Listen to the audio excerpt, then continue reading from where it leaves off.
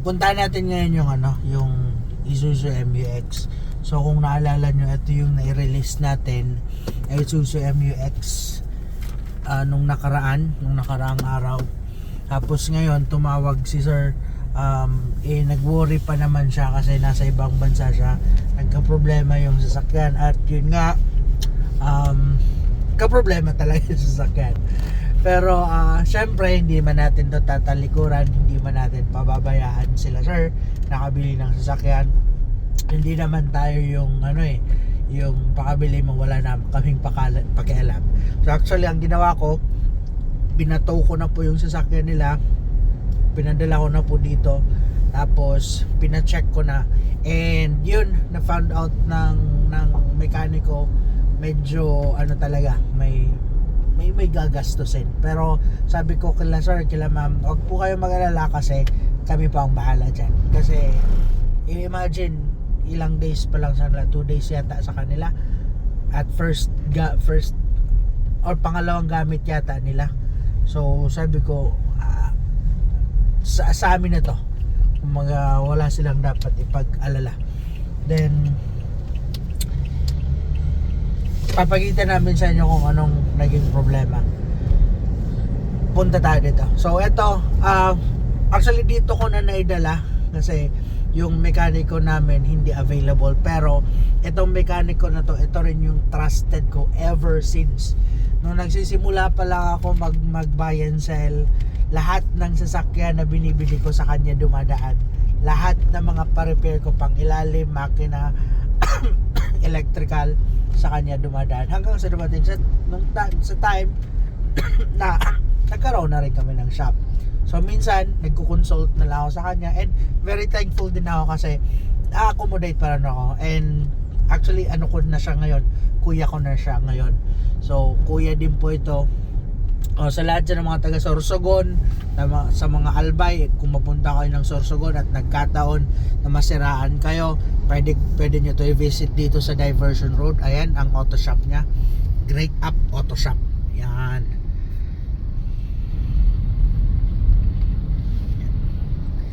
So silipin lang natin yung MU-X.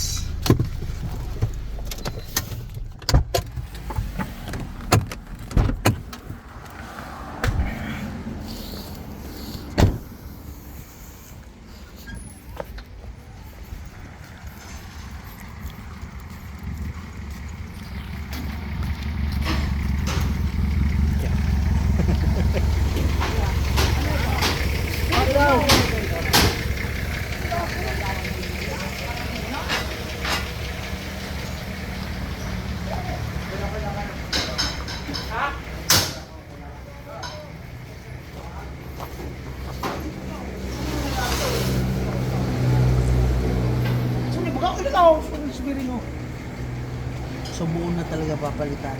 Nagbili kayo.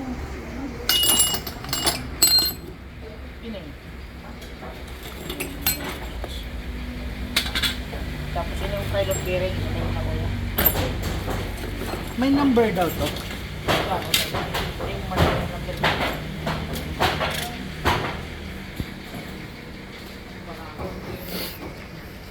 So na talaga siya, dahil nasunog, napudpud talaga.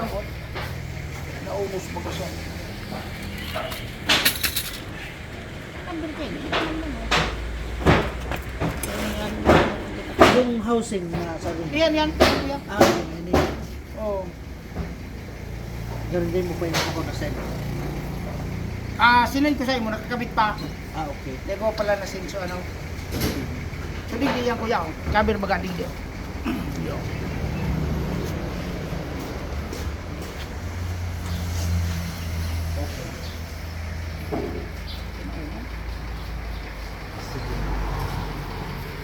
Pero nothing major man kuya, maraming major na problema. Clutch lang.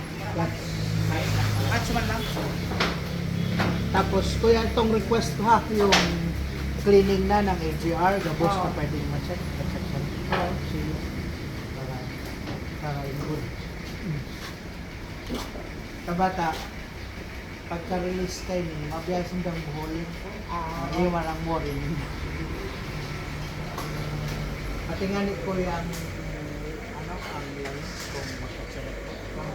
Pwede ko tanong lang ko mo? Tama naman. Ano? Para nangyari. Yung ano mo ko, yung orderan mo ng sa ano lang, madali lang. Madali man lang.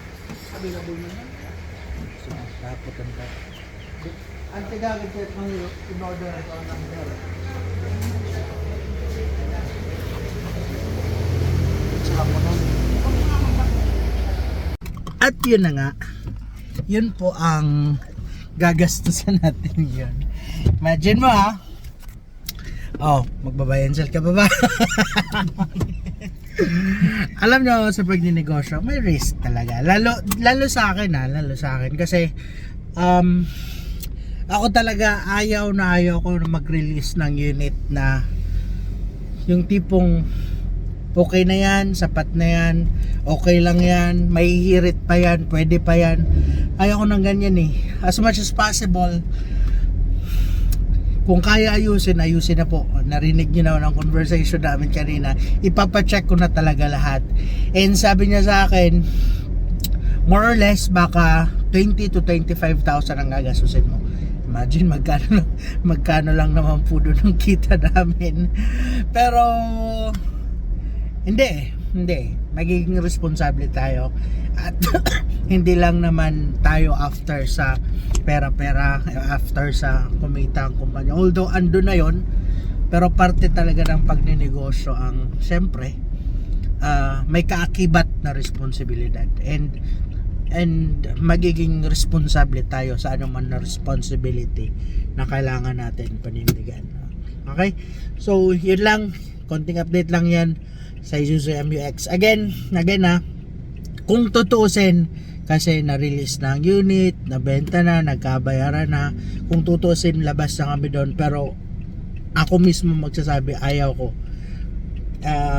Magiging responsibility pa rin namin sila. And yun din naman ang naipangako ko sa kanila, na wag sila mag-aalala kasi aayusin at aayusin ito. Okay? So Sir Marlon, don't worry, and sa wife mo, maraming salamat sa tiwala sa Bicol Auto Search. Thank you. And yun pala yung shop ng yung mag-check natin. At sila din kung naalala nyo yung Isuzu D-Max na pick up na talagang yun, mas malala ang sitwasyon nun na Isuzu D-Max na yun.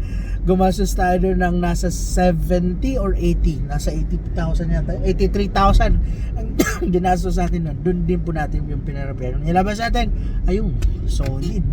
panalo. And yun So yun lang. Thank you very much and have a nice day and keep safe everybody.